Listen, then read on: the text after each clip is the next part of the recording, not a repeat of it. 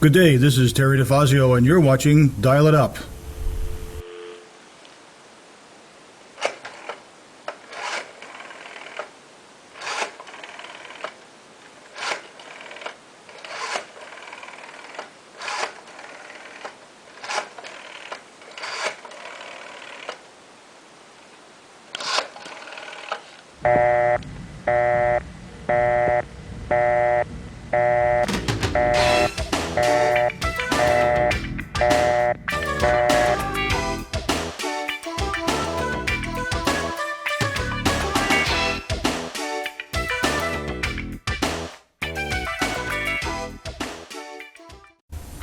Today, my guest is a repeat offender. Good to have you back, Amy. This is Amy Hornblas, health educator. Yeah. And you're from Barnet? Cabot. Cabot, okay. And she's going to talk about this this open letter to the Vermont Department of Health. I used to know people in the Department of Health years ago. I wrote a book when I did my senior thesis at Johnson State back in '96, and they actually published it. Oh, Yeah. I'd love to see that. I'll see. It was about the use and abuse of anabolic steroids. But That's a topic, yeah. But anyways, I want you to talk about this letter, who you presented it to, and what their reaction to it was. Okay, yeah, and I'm going to get to that. First, I want to present my survey results, if that's Sure. okay. Go and then, right yes, ahead. definitely. We're going to save the last 10 minutes for the letter because that's kind of the next step. Okay. But the reason why I wrote the letter was in July, I started a statewide mask survey collecting data on the negative health effects that Vermonters were experiencing. And I used the 7 likely difficulties from the World Health Organization's publications, the 7 most likely difficulties that people would experience wearing masks. Now, was there a big disconnect between the CDC and the WHO? In some ways, yes. In some ways, no. Okay. Yeah, and I can get into that. It depends on if you read the CDC very carefully. You know, they agree it's in there, but there's a slant, more of a slant on the CDC's. Okay. And, you know, Please continue. They do more interpreting, maybe, or something like that. And so I've received surveys from Rutland County, Caledonia, Lamoille, and Washington counties. And although my survey results have been fairly small, what I'm going to explain to you is that they run the gamut. They are really, amazing representation of the kinds of difficulties people are known to experience, and I'm going to share some of the research that backs that up. Okay, that's good. And that my results totally back up the research. They are right in line with what we've been seeing in other studies. So initially, up till October, I had 21 respondents, and then since I've been on your show, and thank you so much, and things like that, I've received 10 more respondents who have experienced difficulties every time they wear a mask. And all of these 31 respondents experience 3 or more of these difficulties every time they wear the mask. Some of them experience all 7 difficulties. Okay. And so it does tend to be that maybe some people have no problems. But for people who do, the weight of the problem seems to be heavier. And most respondents of this set wear a mask an average of 4 to 5 days per week. And we do know that the more you wear the mask, the more likely you are to have these difficulties. 2 respondents explain that they avoid going places where masks are required, including things like public transportation and public services like the library. But the largest percentage of these respondents, 66%, reported that they're required to wear a mask at work. Ah, okay. So I'm very concerned about our essential workers. It really seems like they are really experiencing some of the biggest weight of these harms. Over half of them wearing them for work wear them 5 or more days a week and between 5 and 8 hours a day, which the research shows is going to cause difficulties. Those who wear one for work reported the highest number of hours per day. So, and then another special population I'm worried about are those with pre-existing conditions. Oh, yeah, that seems to be, that is a big concern. And you probably noted in all the research you've done is people who are, well, the medical field that says that people died from COVID actually probably died with it, not from it. Right. I mean, there is a big difference. Can you explain that?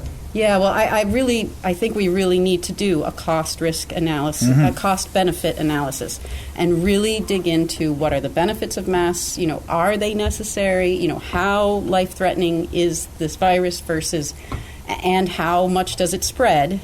and how fast and how easily versus how much harm are we doing with things like this. And so for pre-existing conditions, like for example, in studies, we've got over 30 years of studies. I'm finding studies now, I'm digging even deeper, I'm finding them going back to the 1970s on the effects of masks on people. And so in these studies, they will exempt people. They won't even let you be part of a study if you have these pre-existing conditions.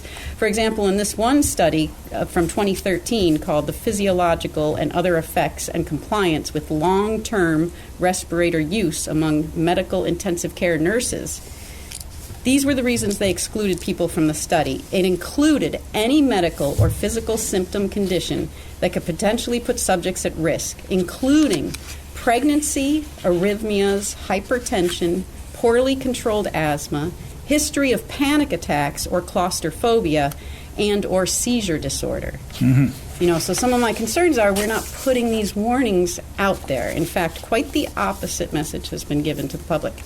And so I really thank you so much for letting me get this word out, because I really hope people can understand the devastating health effects. Well, we can tell them, and then it's up to them to decide whether to believe it or not. And you can only give them the facts as best you have them. Right. And I also want to support people who have written in, because it takes courage, and they're really not feeling the love right now. So I really want to send my empathy and love out to those people.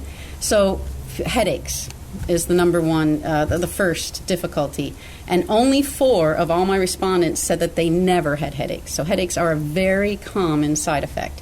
They're well known from wearing N95 masks and other kinds of masks. And we know from a study in 2013 that the frequency of the headaches will increase over time. So the longer you're wearing the mask, the more headaches you're going to get, and the more often you're going to get them. There was a study in 2020, just this year, called Headaches Associated with Personal Protective Equipment, a cross-sectional study among frontline healthcare workers during COVID-19. And this study found that most healthcare workers develop new PPE-associated headaches or exacerbation of their pre-existing headache disorders. Okay, can you explain PPE for people that don't know? Yeah, personal protective equipment. Okay, fine. All right. And so people will say, a headache. So what? No big deal. Well, headaches are a symptom. These are signs that something is wrong with our body. And what these studies say is that the symptom of headaches could possibly be related to hypoxamia, hypercapnia, and other factors, including stress associated with its use. Well, hypoxamia is abnormally low oxygen in your blood, and hypocapnia is usually from hyperventilation, which may be happening under the, it simulates kind of hyperventilation, but it's lowered carbon dioxide or off-balance CO2 levels in the blood, which can cause symptoms like dizziness, tingling, and abnormal heartbeat, which my survey respondents are complaining of, and so do the healthcare workers in the studies. Other complications from CO2 being dysregulated include nervous system changes, increased pain threshold, reduction in cognition, so people are not thinking as well, altered judgment, decreased situational awareness, difficulty coordinating sensory or cognitive abilities, and motor activity. So you're losing your coordination, and decreased visual acuity, which we're going to get to in a minute too. That these can cause accidents and mistakes, and this is why they've been researching their effects on people like surgeons. You don't want your surgeon suffering from these while they're performing surgery. I wouldn't think so. And not to mention that headaches, just the symptom of having a headache, whatever's causing it, headaches alone can lead to long-term health effects, including depression, sleep disturbances, anxiety, and so the ripple effects of just a headache, and what's causing it, is deeply concerning.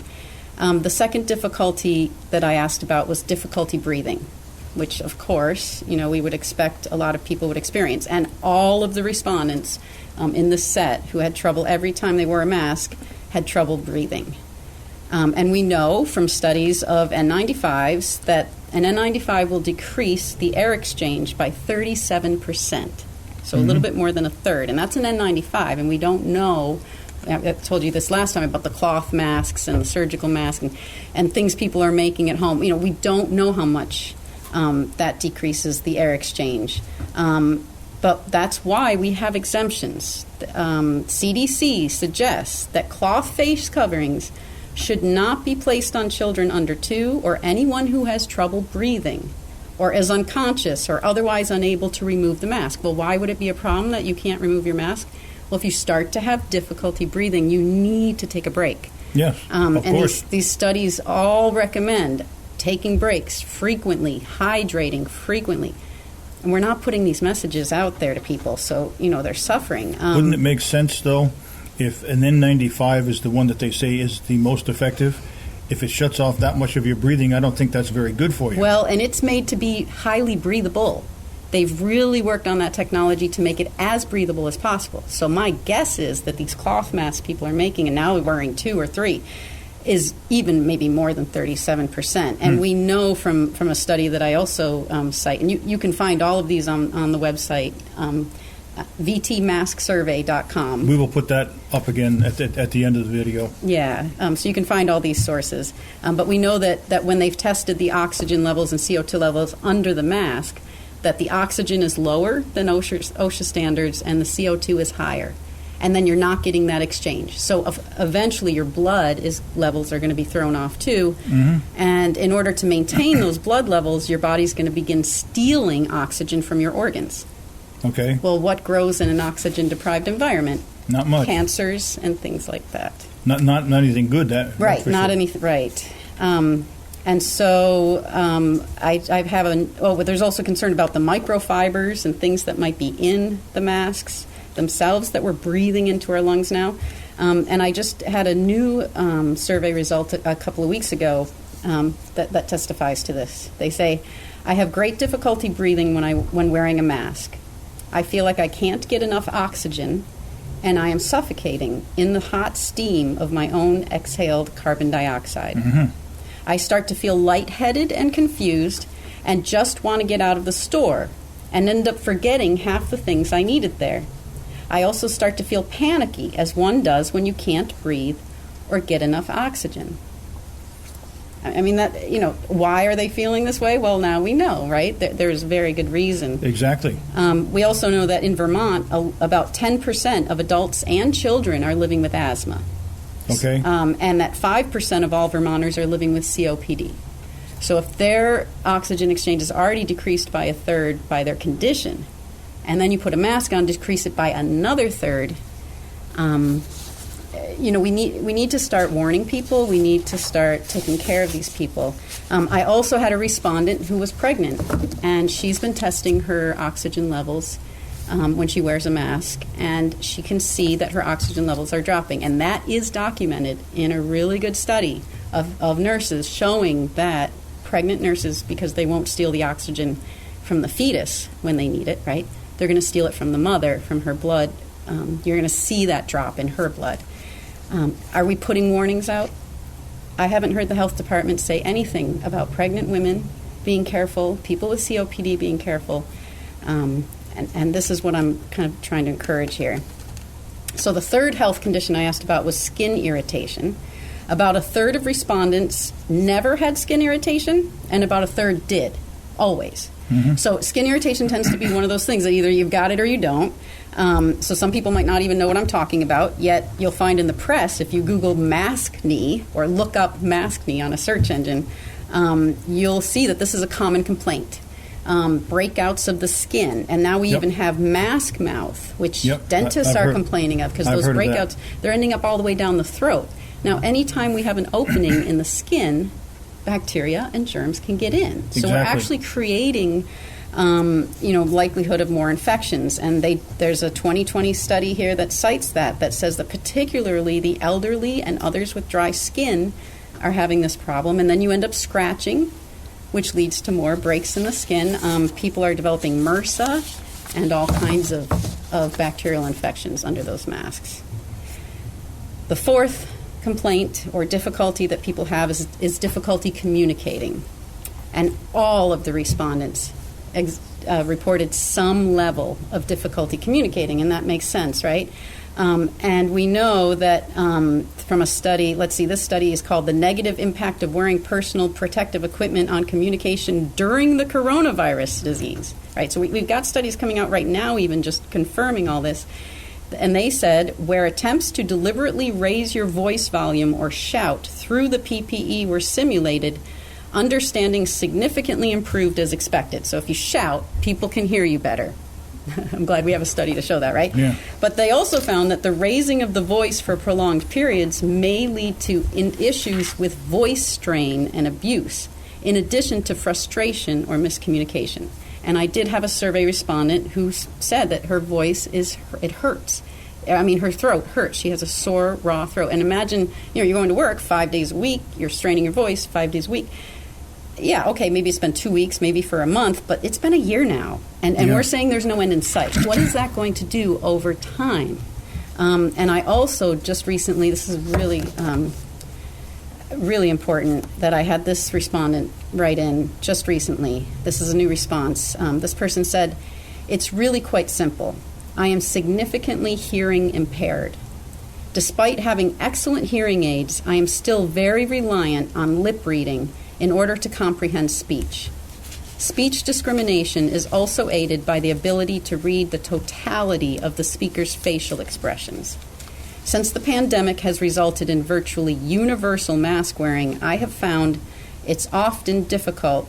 I have often found myself in situations within normal hearing distances where I cannot understand what is being said directly to me by someone who is masked.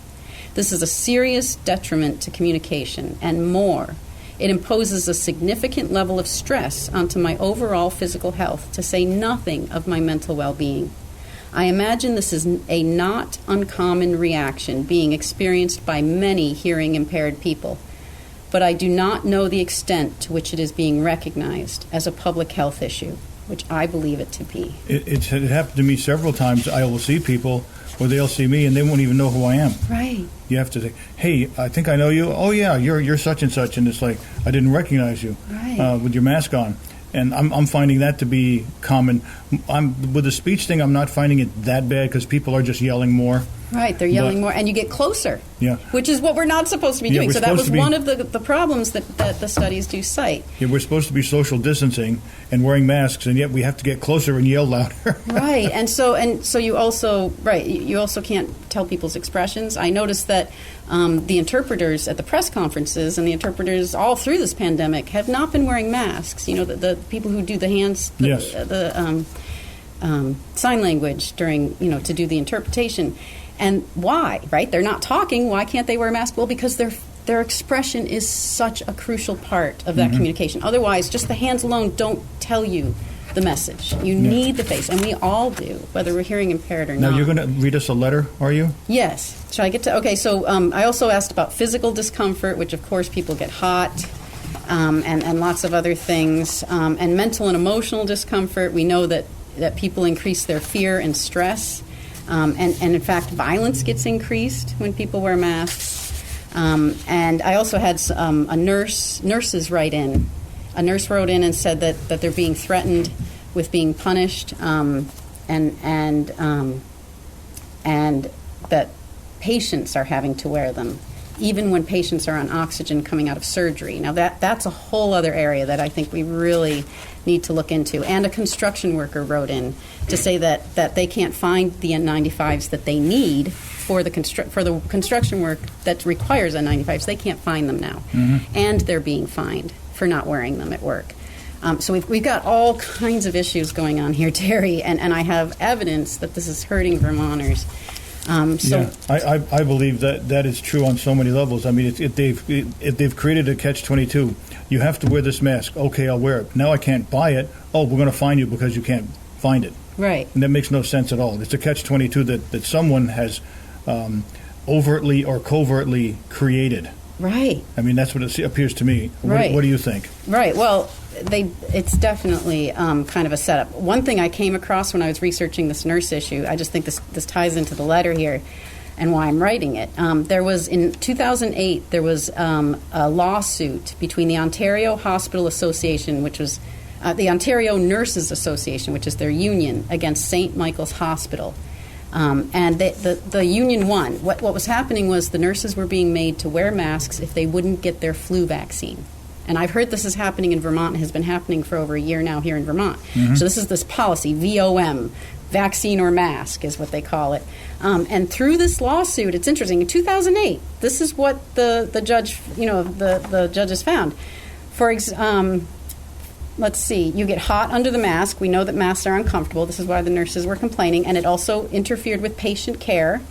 But also that on this point, the evidence further established that masking provided even less protection against transmission by asymptomatic individuals than the already low protection they provided in the case of symptomatic persons. Masking was not an effective means of source control in general, and in particular in the case of asymptomatic people. And no, but you said this was Ontario Nurses Association? Yeah. No, where was this? In Canada. Oh, okay. I'm very familiar with Ontario. Yeah. I've been there several times. So we know this. This is what the evidence shows. This is what if someone can find me evidence that masks are safe and effective in community use, the way we're using them, show it to me. Because I have not found it. Neither did these judges. They found that masks were, as one of St. Michael's witnesses conceded, as one of their own hospital staff conceded, masks were the weak point. There's not much data that they work. And as another agreed, there really isn't data for using the mask in the way we have been using it. And why were they using it? To pressure nurses to get their vaccines. Yeah, well, people, I keep asking people if they've ever seen, I don't remember if it's Denmark or Belgium, the study, and they did a double-blind study with 900 people that wore masks and 900 people that didn't, and the difference between the two groups was 0.2%. Right. It's so not it's statistically insignificant. No, it didn't. I mean, that is such a small amount. It's negligible. Yeah. And that's what we're finding. In fact, Dr. Levine co-authored a study that UVM, I've cited this in my letter to him and to the health departments, and what they found just last fall, they reported this, that there was no statistically significant difference between those who tested positive and those who did not. It also found that wearing a facial mask outside work increased the probability of COVID-19 infection. And we know that because I also ask about difficulty cleaning your hands, which is a huge problem with masks. We're actually probably spreading more virus. I mean, that's what the research shows. Yeah, and not only that, but how sterile do you want your environment to the point where you're not immune to anything? Right. We are lowering immunity between the stress, between the bacterial infections, and what you just mentioned. All across the board. That's why I'm so concerned. We're not making things better. So I've written to the Vermont Health Department, and I've sent this to all the press. I'm hoping to get someone to take this up because what I'm asking the health department, I cite Dr. Levine's study, I cite other studies in here, I cite you and your show that you did with to show that we are losing our democratic process as a result. There's no doubt about of that. This asymptomatic spread, that healthy people without symptoms are spreading viruses and all of this, which is not founded in the science. And the propaganda goes very, very deep. I'll give you an example. I like to watch the show Law and Order. They even did a segment, maybe 10 years ago, where they actually, I don't know, if they convicted a woman for not having her child vaccinated, and the child gave the disease to somebody else. And to me, that is just propaganda. You got to see through that. Yeah. This was just to get more people to get vaccinated. And not that I'm against vaccines, I'm just saying you see how the propaganda works. It's a propaganda machine. There is a big machine, right? And so I'm trying to throw a little spoke and just pause things. What I'm asking for, I think, is very reasonable, especially since it's affecting our democracy, it's affecting children, it's affecting people in hospitals, can't be visited. I mean, all across the board, nursing home, everybody's suffering, businesses. So what everyone asked for, what all the researchers asked for, what the World Health Organization asked for, what I'm trying to help with my study, is we need to do a fair cost-benefit analysis. What are the benefits of wearing masks, and do we have any evidence of that? And what are the costs? And we need to do a fair analysis. And so I'm asking the health department, on the first anniversary of living under these health measures, and in light of new and existing research on their costs and benefits, I have these two urgent questions. Number one, what is the department's process for weighing the evidence and conducting an ongoing cost-benefit analysis of their health policies related to COVID-19? And number two, how can the public participate? We need to be at this table. We need to see who are they talking about these, what is their process? Does somebody come with evidence? Who comes with evidence? Who sits at the table? Who gets to discuss this? How do they weigh the evidence? Because yes, there's evidence saying that masks work, but none of it is direct or conclusive. I mean, that's what the World Health Organization calls it. It's not conclusive evidence.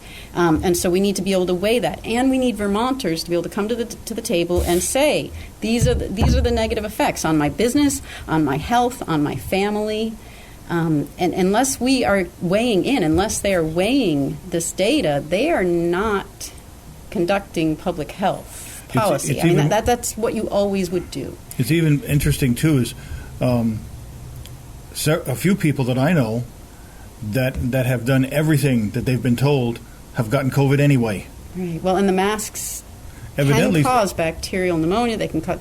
Evidently, something didn't work. There's a lot of problems with that. So doing what you're told may not. That's what I'm concerned about. Are these policies working? Are they causing harm? And can we have a conversation with our public health department in order to weigh publicly? Because otherwise we don't have a democracy here, Terry. I mean, if we're not making these decisions in a democratic process and then using these decisions to take away town meeting, I mean, that's just breaking my heart. We need town meeting this year more than ever. Yeah, and we won't get one. Right. Of course, No. except maybe Stanford. Yeah. Stanford, my hat's off to those guys. They did it right. They said, this isn't an emergency here, so we're not going to abide by this. Right, and they had a process, right? And so I've been bringing my mass survey to select boards and school boards and my regional planning commission. I've been bringing it to all those because they can make that decision, but they don't have the confidence to do that cost-benefit analysis. And I understand. I mean, they're not health officials. They're not health trained. They're not, they don't have the background. So I understand that that's going a little far out for them, although they do have the power and they can do it.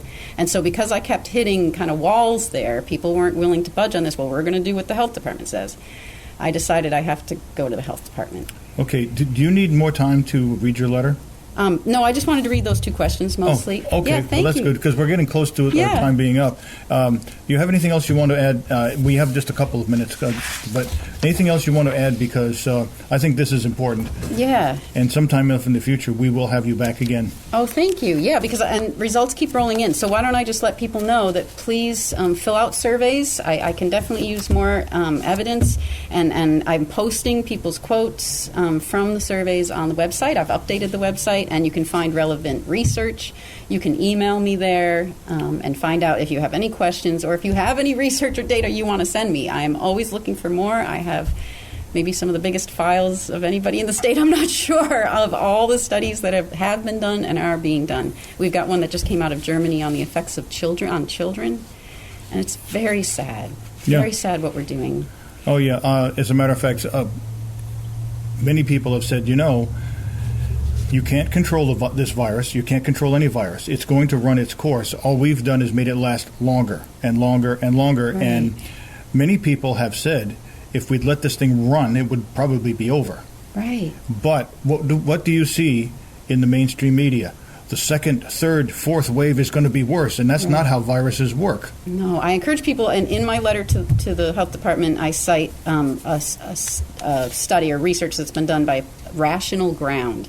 You can find them online, Rational Ground, and they one of their researchers looked at the graphs for the infection rates in all the states and then plugged in where the mask mandate came in on each graph. And you can see that the mask mandates had no effect. There's a natural curve. There is a natural curve to the virus. It went up in the spring, right down in the summer, and then up in the winter. And I mean, that's normal. And the mask mandate, wherever it was plugged in, made no impact.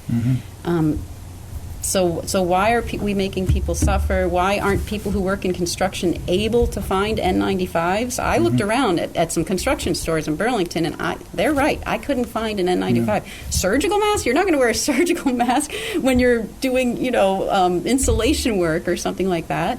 And so they're having to wear their old mask that they've got. When they can find one, they wear it 1,000 times, and then it just has bad stuff on it. Exactly. I fully agree. I thank you very much for coming on again, and we will do this again sometime in the near future. Yes. And I'm hoping that you have a great day and keep up your research because I would have to say probably in May or June, I'd like to have you back, and we'll see where this goes from there. Thank you for all your help, Terry, getting the word out. This is so important. I thank you. Appreciate it. This is Terry Difazio for Dial It Up, saying if you don't like the answers, don't bother asking the questions. We'll see ya. Bye.